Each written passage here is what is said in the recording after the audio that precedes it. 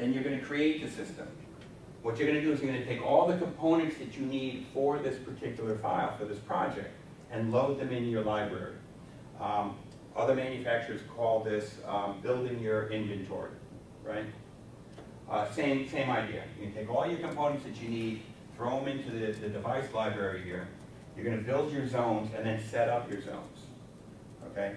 You can set up the zones, you can choose not to do that step.